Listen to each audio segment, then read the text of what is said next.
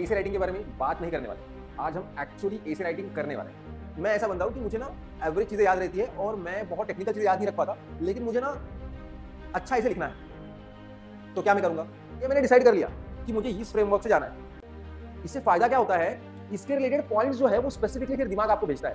अच्छा, लिमिटेशन चाहिए तो लिमिटेशन क्या-क्या आ सकते हैं? अगर लिमिटेशन लिखने हैं, यही मेरे दिमाग में नहीं आएगा, तो फिर लिमिटेशंस की दिशा में मेरा दिमाग नहीं जाएगा। उसके बाद मैंने किस तरह से सोचना है, क्या मैं सोचता हूँ, क्या मेरे दिमाग में आता है, ब्रेनस्टॉर्मिंग हम इसको बोलते हैं।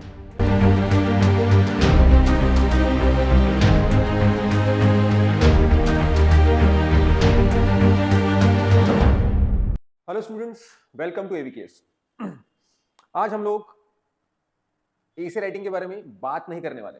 आज हम एक्चुअली एसे राइटिंग करने वाले हैं। We are going to discuss an essay in such a way that what only you have to do is take a paper और जिस तरह से मैं बताऊंगा उस तरीके से you will be able to write an essay by yourself. So I am going to choose a topic today, which I have already chosen actually. And what I am going to do, I am going to go through the whole process of essay writing. The topic comes in front of me, and उसके बाद मैंने किस तरह से सोचना है, क्या मैं सोचता हूँ, क्या मेरे दिमाग में आता है, ब्रेनस्टॉर्मिंग हम जिसको बोलते हैं।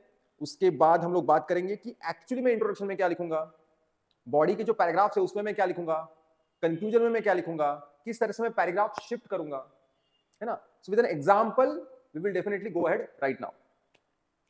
जो टॉपिक मैंने चुना है फॉर एसे राइटिंग हियर, वो टॉपिक जो है वो है, हमने जो बेसिकली मंथ वाइज टॉपिक की लिस्ट दी है आप लोगों को, जो बताया है कि आप लोग प्रिपेयर करो, उसमें से एक टॉपिक मैंने उठाया है।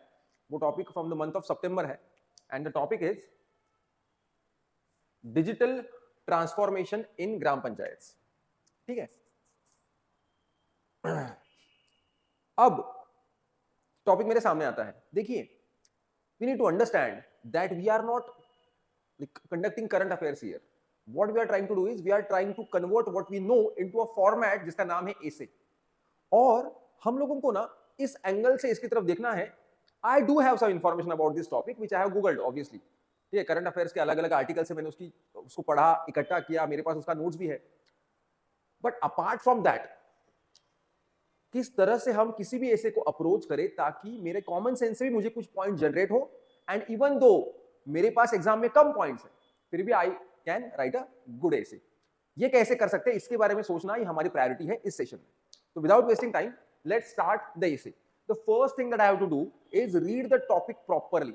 Even though you have question paper in your hand in actual exam, just read the topic and underline. क्या क्या मुझे दिख रहा है? अच्छा, ग्राम पंचायत दिख रहा है। ओके, ठीक है। उसका क्या हो रहा है भाई? ट्रांसफॉर्मेशन। कैसा वाला? डिजिटल वाला। ओके, तो ग्राम पंचायत। ओके, अब ये ऑब्वियसली इंडियन कंटेक्स्ट में लिखना है मुझे। ओके, तो मैं तुरंत क्या सोचूंगा? ग्राम पंचायत और उनका digital transformation. So what I can think is gram panchayat. तो ग्राम पंचायत क्या है? तो मेरे दिमाग में जो पॉइंट्स आते हैं तुरंत वो है डिसेंट्रलाइजेशन, मेरे दिमाग में आया। ठीक है, थर्ड लेयर ऑफ डेमोक्रेसी, ठीक है, रूरल डेमोक्रेसी, महात्मा गांधी जी का कोई कोट इसके रिगार्डिंग। ठीक है, अगर आपको पता है तो you can start with the quote if you want to. ठीक है, इनिशियल फेज में जब हम ब्रेनस्टॉर्मिंग करते हैं तो मुझे क्या लगता है कि जब टॉपिक सुनते हैं तो दिमाग में कुछ ना कुछ आता है, लेकिन एक अप्रोच में आपको बताने की कोशिश कर रहा हूं। ये तो मैंने लिख दिया कि व्हाट इज ग्राम पंचायत, है ना। तो पंचायत राज इंस्टीट्यूशन हमारे दिमाग में आएगा, 73rd कॉन्स्टिट्यूशनल अमेंडमेंट एक्ट, है ना, 1992। फिर कुछ कमिटीज आपके दिमाग में आएंगी, है ना, रिगार्डिंग कि ग्राम पंचायत क्या इंडिया में है। अब मैं ये सोच रहा था कि अगर हम थोड़ा सा, बहुत सारे बच्चों को ये जो समस्या आती है कि सर पॉइंट्स तो आ जाते हैं लेकिन वो कैसे अरेंज करे, फ्लो कैसे मेंटेन करे, कैसे बेहतर ऐसे लिखे, वो नहीं होता है। मुझे लगता है इन सबका सॉल्यूशन आपके ब्रेनस्टॉर्मिंग में ही है। अगर आप शुरुआत से सोचते वक्त ही, apart from the points you get, you yourself decide कि मुझे क्या इस टॉपिक के बारे में प्रेजेंट करना है, अगर ये आप सोचो तो चलो करके देखते हैं। पकड़ लीजिए, मैं सोच रहा हूं कि ग्राम पंचायत ना, तो सबसे पहले मैं ना बात करूंगा, सबसे पहले मतलब ऑब्वियसली क्या आ गया, इंट्रोडक्शन आ गया, तो मैं बात करूंगा कि भाई ग्राम पंचायत क्या है इंडिया में। तो I can start with a quote if I am aware about it. तो ग्राम पंचायत क्या है भाई? डिसेंट्रलाइज्ड डेमोक्रेसी का एग्जांपल है। 73rd अमेंडमेंट एक्ट से हमने ये किया था, उसके पहले कुछ कमिटी आया था, है ना। अब ये मैंने लिख दिया। अब मैं क्या कर रहा हूं, अब मैं सोच रहा हूं कि मुझे इस ऐसे में क्या करना है, सिर्फ ग्राम पंचायत के बारे में लिखना है क्या, उसके डिजिटल ट्रांसफॉर्मेशन के बारे में लिखना है। तो मैं क्या करूंगा, now look at this, try to understand this, the connecting line. तो मैं इंट्रोडक्शन लिख रहा हूं कि ग्राम पंचायत जो है इंडिया में बहुत इंपॉर्टेंट है, मैंने कुछ कोड भी लिखा महात्मा गांधी का, है ना। अब वो लिखने के बाद मैंने लिखा कि ग्राम पंचायत जो है 73rd अमेंडमेंट एक्ट के बाद उनको कॉन्स्टिट्यूशन स्टेटस मिला। इंडिया में इतनी सारी ग्राम पंचायत है, अगर आपको पता होगा तो, ठीक है। पंचायत राज सिस्टम जो है वो हमारे डेमोक्रेसी का एक बहुत अहम हिस्सा है, डिसेंट्रलाइजेशन इससे दिखता है। नाउ अभी आपको पता है कि आपको डिजिटल ट्रांसफॉर्मेशन के बारे में लिखना है, तो आप क्या करोगे, now in the changing world, right, technology can really help better administration and execution, right. So government of India planned और decided to go for digital initiatives regarding gram panchayat. ऐसा एक जनरल स्टेटमेंट आपने लिखा। आप इस स्टेटमेंट को और बेहतर तरीके से लिख सकते हैं, लेकिन मैं आपको ये बता रहा हूं कि ये स्टेटमेंट अगर आपके इंट्रोडक्शन का एंड है तो आपने धीरे से ये बता दिया कि भाई मैंने ग्राम पंचायत के बारे में बात कर ली, ग्राम पंचायत हमारे भारत का बहुत अहम हिस्सा है, आज भी इतनी सारी आबादी, for example you can have a different introduction also, कि इतने सारे लोग जो है आज भी रूरल इंडिया में रहते हैं और इसीलिए पंचायती राज या gram panchayat are very essential, right, for local democracy. अब आप क्या लिख रहे हो कि in the changing scenario, in the changing world of digital age, digital transformation of gram panchayat was essential, and so government of India planned to bring some changes into gram panchayats। ऐसा statement आपने लिख दिया। अब आगे क्या होगा, obviously आप उन चेंजेस के बारे में लिखोगे। तो मैंने डिसाइड कर लिया कि पहले इंट्रोडक्शन में ग्राम पंचायत के बारे में बात करूंगा, उसके एंड में बोलूंगा कि भाई डिजिटल ट्रांसफॉर्मेशन जरूरी है, और फिर मैं बॉडी में पहले लिखूंगा कि कौन कौन से डिजिटल ट्रांसफॉर्मेशन जो है वो गवर्नमेंट ऑफ इंडिया ने लाए हैं, उसके बारे में बात करेंगे। हम लोग ना पहले ये डिसाइड करें कि मेरे ऐसे का फ्रेमवर्क क्या होगा, और वो मैं तुरंत डिसाइड कर रहा हूं कि ओके सबसे पहले ये, उसके बाद क्या क्या इनिशिएटिव्स हैं। अब what I am thinking is either I can go for one approach जिसमें ऐसा होगा कि मैं बताऊंगा कि ये चेंज लाया, और ना ये चेंज अच्छा हुआ लाया क्योंकि इसके पहले ये प्रॉब्लम आता था, अब इस चेंज की वजह से नहीं आएगा, राइट। फिर दूसरा चेंज लिखूंगा, बताऊंगा ये प्रॉब्लम इससे सॉल्व हो जाएगा, फिर तीसरा चेंज लिखूंगा। Either I can do this way और I can write the changes one by one. Again you need to remember in ऐसे we don't write point wise. अगर आपको दो तीन चीजें बैक टू बैक लिखनी भी है तो भी हम लोग ना पैराग्राफ बना के इस तरह से, फर्स्टली फुल स्टॉप, फिर सेकंडली, इस तरह से लिखते हैं, है ना। लेकिन बोलने का मतलब क्या है कि either what you can do is, आपने क्या किया कि डिजिटल ट्रांसफॉर्मेशन क्या लाया वो बताया, उससे क्या प्रॉब्लम सॉल्व हुआ वो भी तुरंत बात कर ली, ठीक है। उसके बाद मैं सोच रहा हूं कि ये तो लाया लेकिन उसके लिमिटेशंस भी कुछ होंगे, उनको ओवरकम करने के लिए क्या करना चाहिए, और फिर फाइनली कंक्लूजन। तो ये मेरा इंट्रोडक्शन का पैरा हो गया, ये हो गया मेरा बॉडी, और ये फाइनली मेरा क्या है, कंक्लूजन। अब हो सकता है इसमें अगर पकड़ लीजिए मैं फर्स्ट अप्रोच से डील करता हूं कि डिजिटल ट्रांसफॉर्मेशन किस किस में लाया है और उससे क्या क्या फायदा होगा। तो डिजिटल ट्रांसफॉर्मेशन प्लस इसका जो इंपैक्ट है उसके बारे में मैं बात कर रहा हूं, तो हो सकता है कि 2 पैराग्राफ में लिखूं। ध्यान में रखना है कि हम लोगों का जो वर्ड लिमिट है वो है 300 वर्ड्स का। 300 वर्ड्स मतलब 5 to 6 पैराग्राफ्स। तो इंट्रोडक्शन प्लस 1 2 3 मतलब 4 पैराग्राफ, और आपका कंक्लूजन वाला 5वां पैराग्राफ। अगर आप 6 पैराग्राफ लिखते हैं, छोटे छोटे पैराग्राफ, तो ये 2 पैराग्राफ लिखे आपने, फिर लिमिटेशंस, उनको ओवरकम करने के लिए क्या करना चाहिए, एंड देन कंक्लूजन। तो ये मैंने डिसाइड कर लिया कि मुझे इस फ्रेमवर्क से जाना है। इससे फायदा क्या होता है, इसके रिलेटेड पॉइंट्स जो है वो स्पेसिफिकली फिर दिमाग आपको भेजता है। अच्छा लिमिटेशन चाहिए, तो लिमिटेशन क्या क्या आ सकते हैं। अगर लिमिटेशन लिखने हैं यही मेरे दिमाग में नहीं आएगा तो फिर लिमिटेशंस की दिशा में मेरा दिमाग नहीं जाएगा। तो पहले अपने ब्रेन को ये बताना कि तुझे किस किस डायरेक्शन में सोचना है वो बहुत जरूरी है, and this is our smart work. What we do is we think कि मुझे क्या क्या लिखना है, we decide on our own. इस प्रोसेस में ऐसे हो सकता है कि कुछ मिस हो गया मेरा, but still we can write a essay with confidence, क्योंकि मैंने डिसाइड किया है। कभी कभी फिर ऐसे भी होता है लिखते लिखते और कुछ चीजें याद आती है, तो हम उसको ऐड कर सकते हैं, डिसाइड कर सकते हैं उस वक्त क्या करना है उसको। लेकिन सबसे पहले ये डिसाइड करना। तो ब्रेनस्टॉर्मिंग का मतलब ये नहीं होता कि भाई टॉपिक आया और जो पॉइंट्स दिमाग में आए वो देखे, उसमें से सोचा कि किस किस को कहां लिखूं। ब्रेनस्टॉर्मिंग होता है कि डिसाइड करना कि मुझे क्या बताना है, और फिर उसके अकॉर्डिंगली पॉइंट्स को देखना और आगे बढ़ना। अब आप लोग बोलोगे कि सर ये सब जो है इसके लिए समय ज्यादा लगेगा, और समय है कितना, 18 minute. You have got 18 minutes to write one essay including brainstorming. तो ये जो ब्रेनस्टॉर्मिंग का प्रोसेस है, ये आपको 2 या 3 मिनट में निपटाना है और 15 मिनट में आपको 300 वर्ड्स लिखने हैं। तो आपको अभी क्या करना पड़ेगा? अभी तो हम इसके बारे में बात करेंगे कि क्या-क्या कंटेंट आएगा। See, content is important, but content is something you can also derive from various sources. अभी मेरे पास कुछ कंटेंट है, मैं कुछ लिख के लाया हूं, कुछ याद करके आया हूं, लेकिन ऐसा नहीं हो सकता ना कि जो कंटेंट मैंने यहां आपको बोला वैसे के वैसा और वही का वही कंटेंट आपको याद रहेगा। आप बहुत सारी अलग-अलग चीजें पढ़ोगे, लेकिन अगर आपका ये क्लियर होगा तो थोड़ा बहुत, मैंने कुछ 2 अलग डिजिटल इनिशिएटिव्स लिखे, आपने कुछ 2 अलग लिखे, मुझे एक आध याद नहीं आया, आपको वो याद आ गया, ऐसे हो सकता है। लेकिन if you have this, then you are going to score good. ये आपको ध्यान में रखना है। तो हम लोग अभी एक्चुअली बात करेंगे कि कंटेंट में हमारे क्या क्या आएगा, लेकिन ध्यान में ये रखना है कि अभी राइट नाउ अगर मुझे 3 मिनट में ये सब आना चाहिए मेरे दिमाग में, प्लस मुझे 15 मिनट में बाकी सब कुछ लिखना है, तो मुझे उसका प्रैक्टिस कितना करना पड़ेगा, ये सोचिए। ये जो मैं बता रहा हूं कि आपको ये आना चाहिए, आपने 15 मिनट में ऐसे लिखना चाहिए, the only thing can do this is practice. तो हम लोग अभी क्या करेंगे, हम लोग अभी इसको डिस्कस करेंगे प्रॉपरली, ताकि आपको ना इंटरेस्ट आएगा लिखने में। हम ना अलग अलग टॉपिक्स दे रहे हैं, हम अलग अलग सेशंस लेके बता रहे हैं कि ऐसे कैसे लिखा जाना चाहिए, लेकिन मैं देख रहा हूं कि बच्चे are not feeling interested. Why? Because एक डेमो उनको नहीं मिल रहा है। इसलिए एवीकेएस ने सोचा कि लेट्स ब्रिंग अ डेमो। ठीक है, तो ये रहा आपका टॉपिक, ये हमने ब्रेनस्टॉर्मिंग कर लिया है ना। तो instead of just thinking about the random points, पहले मैंने ये सोचा, उसके बाद अकॉर्डिंगली ये मेरे दिमाग में आया, फिर मैंने लिखना शुरू किया। अब देखिए, लेट्स स्टार्ट ए से राइटिंग। अभी जैसे कि मैंने बताया कि मैं ऐसा बंदा हूं कि मुझे ना एवरेज चीजें याद रहती है और मैं बहुत टेक्निकल चीजें याद नहीं रख पाता, लेकिन मुझे ना अच्छा इसे लिखना है। तो क्या मैं करूंगा?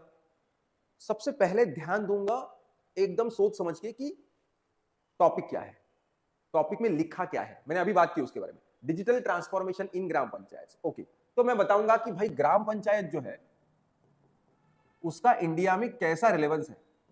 तो जैसे कि मैंने बताया कि महात्मा गांधी का कोट अगर उसके रिगार्डिंग कुछ है और किसी का कोट होगा, फॉर एग्जांपल आप लिख सकते हो वो कोट, फिर आप बताओगे कि कैसे वो है ना हमारा जो जिसको हम बोलते हैं कि 3 लेयर ऑफ डेमोक्रेसी है, उसमें थर्ड लेकिन सबसे इंपॉर्टेंट लेयर है डिसेंट्रलाइजेशन का एग्जांपल है। इतनी सारी आबादी आज भी विलेजेस में रहती है और इसलिए भी वो हमारे लिए बहुत ही इंपॉर्टेंट है।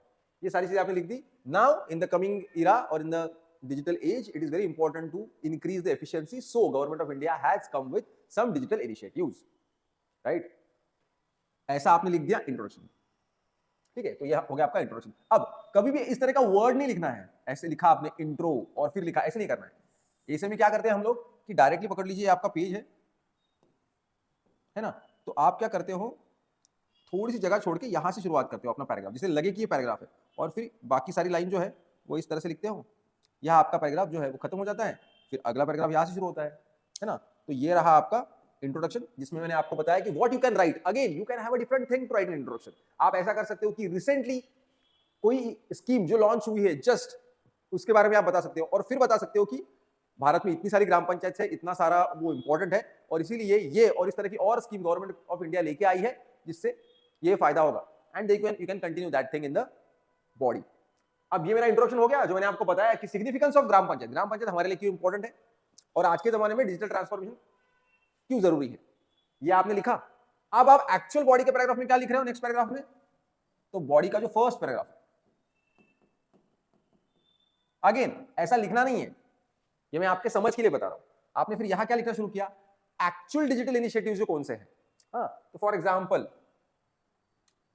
एक सभा सार करके एआई टूल लाया है, जो कि क्या करता है, जो कुछ मीटिंग होती है ग्राम पंचायत की या ग्राम सभा की, उसके मिनट्स को रिकॉर्ड करता है, और उसके साथ साथ एक भाषिनी करके ऐप है जो बहुत ही बढ़िया ऐप है, जो क्या करता है, बहुत सारी लैंग्वेजेस को इंक्लूड करता है, जिससे अलग अलग विलेजेस में जो अलग अलग लैंग्वेजेस है वो अपने लैंग्वेज में बात कर पाए, फिर भी ये ऐप उनको सपोर्ट करता है, राइट। उसके बाद उन्होंने और एक बढ़िया चीज लाई है, और वो है स्वामित्व करके। अब आपको तो पता है कि हमारी गवर्नमेंट जो है पहले नाम देती है, फिर उसके अकॉर्डिंगली उसका लॉन्ग फॉर्म बनाती है, लेकिन इसका बेसिक पर्पस क्या है, जीआईएस का इस्तेमाल करके, है ना, वो क्या करते हैं, मैपिंग करके आपका जो घर है या आपकी जो जमीन है उसकी ओनरशिप के डॉक्यूमेंट्स आपको जल्दी से बना के देने में मदद करता है। इससे फायदा ये हो रहा है, अगर तुरंत फायदे के बारे में लिखना है, इससे फायदा ये हो रहा है कि लोग जो है based on those documents can avail some credit और लोन्स फ्रॉम फाइनेंशियल इंस्टीट्यूशंस, जो कि उनको समस्या आ रही थी उसके पहले। तो ये चीजें इस चीज की वजह से हो रही है, स्वामित्व ये जो ऐप है उसकी वजह से हो रही है। उसके अलावा ई ग्राम स्वराज और बहुत सारे अलग अलग कुछ एप्स या कुछ इनिशिएटिव जो है वो गवर्नमेंट ऑफ इंडिया ने लाए हैं। तो आप उनके बारे में लिख के फिर आप क्या कर रहे हो, बेसिकली आप अपने फर्स्ट पैराग्राफ में बता रहे हो कि ये टूल है, इसकी वजह से ये फायदा हुआ। फिर तुरंत आप ये बता सकते हो कि पहले ये नहीं होता था, अब इसकी वजह से ये अच्छा काम होगा। तो क्या इशू था, अभी आने की वजह से वो इशू कैसे सॉल्व हो रहा है, you can write there itself. And if you have for example 5 things of digital transformation, then you can explain what is this, how it is helping the current scenario, again this thing how it is helping the current scenario, likewise। तो आप 1 से 2 paragraph में अलग अलग initiatives plus उनका जो now, बहुत सारे बच्चों का ये सवाल होता है कि सर लेकिन वो एक पैराग्राफ से दूसरे पैराग्राफ में कब और क्यों जाना है और कैसे जाना है। देखिए, अगर आप एक ही चीज को एक्सप्लेन कर रहे हो फॉर एग्जांपल, तो आई एम सजेस्टिंग कि you don't have to worry too much about connecting lines. That does not mean कि आपको अपने मन जैसा लिखना है। फॉर एग्जांपल, अगर पकड़ लीजिए आपने शुरू कर दिया, ऊपर इंट्रोडक्शन के पैराग्राफ में लास्ट लाइन आपने लिखा कि डिजिटल कुछ चेंजेस गवर्नमेंट ऑफ इंडिया ने लाई है। अब आप बता रहे हो कि सभासार नाम का टूल लाया, फिर उसका ऐसा हुआ, फिर स्वामित्व लाया, उसका ये है। अब ये बताने के बाद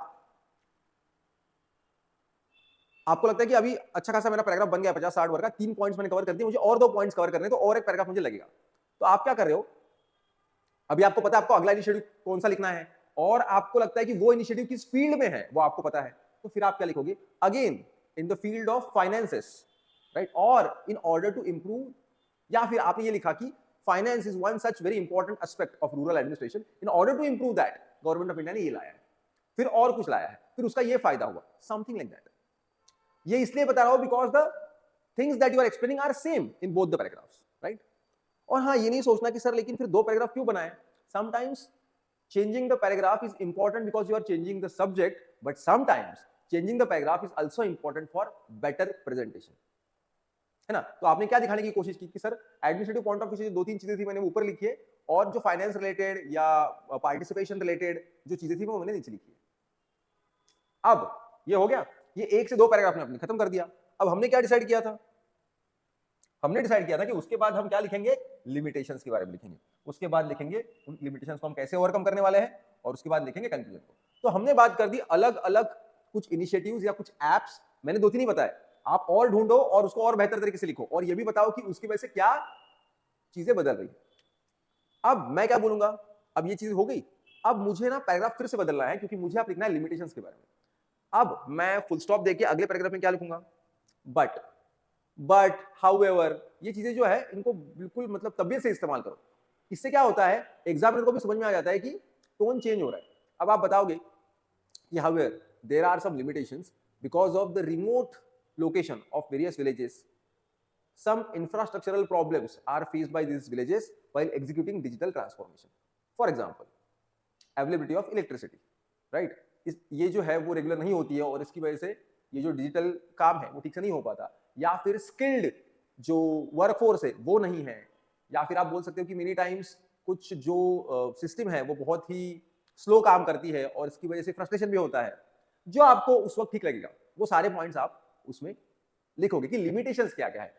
अब मैं आपको ना बहुत बेसिक लिमिटेशंस बता रहा हूं, आप और बेहतर लिख सकते हो, लेकिन कभी कभी क्या होता है एग्जाम में जब याद नहीं आता ना, तो कॉमन सेंस वाली भी कुछ चीजें लिखनी होती है कि सच में इलेक्ट्रिसिटी का प्रॉब्लम होता है और इसके लिए काम समय प्रॉब्लम आता है, रेंज का इशू है। भारत नेट नाम की एक चीज भी उन्होंने लॉन्च की है, भारत नेट, लेकिन क्या है बहुत सारी जगह इंटरनेट का कनेक्शन स्लो होता है, तो उसकी वजह से भारत नेट का जो फंक्शनिंग है वो बहुत बेहतर तरीके से नहीं हो पाता। तो ये जो अलग अलग चीजें हैं, जो भी लिमिटेशंस आपको उस वक्त याद आए आप ढूंढो और बेहतर लिमिटेशंस लिखो। ये लिखने के बाद आप क्या करोगे, अभी अगला पैराग्राफ पे जाना है। In order to overcome these limitations, what we, in order to overcome the limitations, और डायरेक्टली लिखना शुरू करो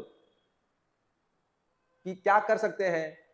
तो फॉर एग्जांपल आपको लगता है कि skilling youth in handling digital apps और data is important, for that what can be done, मतलब ट्रेनिंग दी जा सकती है, या फिर कुछ वीडियोस बनाए जा सकते हैं ट्रेनिंग के, but in vernacular languages, in different languages, so that they can understand the functioning. At the same time inclusivity can be brought by supporting female or women and giving them digital literacy.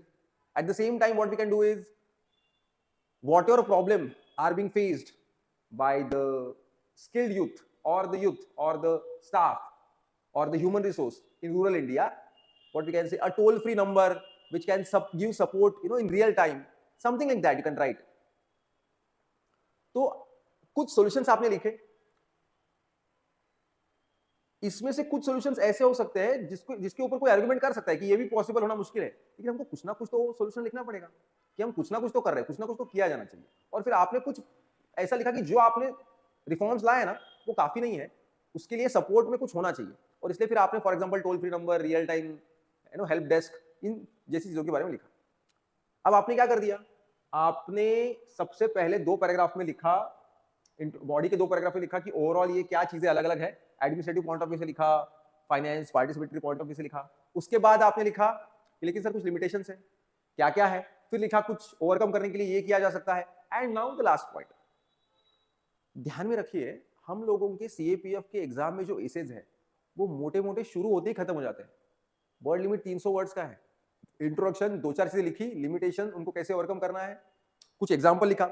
इन सब के बीच में what you can write is, if you are aware about it, you can write about some committee who have given the recommendation और some example. ठीक है, अभी digital Assam 2025 नाम का कोई इनिशिएटिव था, उसका एग्जांपल आपने दिया कि ये हो रहा है, इस तरह की चीजें होनी चाहिए, है ना, ये सब लिखा आपने, और फिर you are moving towards the conclusion. ठीक है, तो इस तरह से आपने बॉडी लिखा, अब आप जा रहे हो कंक्लूजन की तरफ। अब कंक्लूजन में क्या लिख रहा हूं मैं, ध्यान में रखिए, कंक्लूजन ये जो चीज है ना, ये थोड़ी स्मार्ट वर्क करने से चीज है। अगर आपके पास ज्यादा कुछ नहीं भी है तो भी कुछ टिपिकल शब्दों का इस्तेमाल करके वे फॉरवर्ड आपने बताना है। तो मैं क्या बताऊंगा, पकड़ लो मुझे कोई और कोट या कोई पोएट्री या कोई अच्छा एक लाइन याद आ रही है ना, जो मैं वहां लिख सकता हूं, वो मैं वहां ऐड कर सकता हूं, बता सकता हूं कि ये जो अब तक बताया है ऑलरेडी बता चुके हैं बहुत सारी चीजें। अब क्या बता सकते हैं कि सर कुछ वर्ड्स जैसे कि कैपेसिटी बिल्डिंग, है ना, और कुछ वर्ड्स मेरे पास हैं, रोबोस्ट इंफ्रास्ट्रक्चर, इंक्लूसिव डिजाइन, है ना, इन जैसे शब्दों का इस्तेमाल क्यों करना है, ये इंपैक्टफुल वर्ड्स है और बहुत कम शब्दों में बहुत सारी चीजें बता। फॉर एग्जांपल कैपेसिटी बिल्डिंग, तो कैपेसिटी बिल्डिंग ये जो फ्रेज है ये बहुत ही मतलब चीजों को कवर करने वाली है कि बेसिकली वहां आप यूथ को, वुमेन को कैपेबल बना रहे हो ये सारी चीजें जो है एग्जीक्यूट करने के लिए। तो इससे क्या होगा, वो सेल्फ लेवल पे ऑटो मोड पे अपना काम कर सकते हैं। तो इन जैसी चीजों का इस्तेमाल होना और रियल टाइम में एग्जीक्यूशन होना, फॉलोअप होना, है ना, टॉप डाउन नहीं बल्कि बॉटम अप अप्रोच होना बहुत जरूरी है। और अगर सच में हम ये कर पाए तो we can have really developed India, inclusive India for future, है ना, समथिंग लाइक दैट। तो इस तरह से आपने कंक्लूजन लिखा and that is the end of the essay. आप इससे भी बेहतर कंक्लूजन लिख सकते हैं, मैं आपको बस बता रहा हूं। फॉर एग्जांपल मैं और एक चीज उसमें ऐड करूंगा कि अगर हम कर पाए तो सही मायने में स्वराज जो किसी समय हमारे जो फ्रीडम फाइटर्स है उन्होंने बोला था वो हम सही मायने में अटेन कर पाएंगे। Something like that you write and that is the end of your essay. So what we have discussed is first the framework which is going to help you कि आप टॉपिक से भटकते रही हो और आपकी quality of the essay maintain रहता है। आप लोगों को लगता होगा नहीं सर लेकिन पॉइंट्स भी बहुत सारे आने चाहिए। फैक्चुअल डेटा अच्छा है, जरूरी है, लेकिन उसके साथ साथ ये भी जरूरी है कि आप एक्चुअली टू द पॉइंट लिख रहे हो। कुछ चीजें प्लस माइनस समझ सकते हैं, उस वक्त मुझे क्या याद आता है वो मेरे हाथ की बात नहीं है, वो मैंने कैसे रिवीजन किया है, कैसे उन चीजों को याद रखा है वो बात है। लेकिन if I have this thing in my mind, this is what we call the flow of the essay. तो इससे क्या होता है कि एग्जामिनर भी जज करते वक्त अच्छे मार्क्स आपको दे देगा। व्हाई? क्योंकि आपने एक फ्लो में लिखा है, एक फ्रेमवर्क में लिखा है, स्ट्रक्चर आपके एसे का सही है एंड इट मैटर्स। तो इस तरह से हम लोगों को इस टॉपिक की तरफ देखना है। अभी आपका काम क्या है? 2 काम है। पहला काम, तुरंत इसको लिख के देखिए, और लिख के देखने से पहले एक बार सोच लीजिए मुझे क्या, कैसे, किस तरह से लिखना है। थोड़ा 1-2 आर्टिकल्स पढ़ लीजिए, कुछ इंफॉर्मेशन पढ़ लीजिए, उसके बाद बैठ के इसको लिखिए, लेकिन तुरंत लिखना। और दूसरी बात, I would recommend you to join the test series. इसका कारण यह है कि आपने लिखा लेकिन उसका रिव्यू कौन करेगा, कैसे समझ में आएगा कि मैं कहां खड़ा हूं। और इसीलिए ना we recommend to join test series. For example AVKS has already launched it. तो अगर आप ज्वाइन करते हो तो इससे क्या होता है कि you keep on writing and then somebody is reviewing it and you know where you stand. तो इस तरीके की जो एक्टिविटीज अगर आपको करते रहेंगे तो आपका पेपर 2 का पैरेलल प्रिपरेशन चलते रहेगा और आपको बाद में जब एग्जाम क्लोज आती है तब प्रेशर नहीं आएगा। क्योंकि नॉर्मली ये होता है, now you people are so much into paper 1 कि आपको लगता है कि हाँ पेपर 2 करना है लेकिन हो जाएगा, वो अपने आप नहीं होगा। That's why we are bringing all these initiatives so that you can watch and learn and do it parallelly. Right? If you have got any issues, let us know in the comment section. We will be bringing more topics to you, right, of various nature, and we are going to actually write essay here, right? All the best.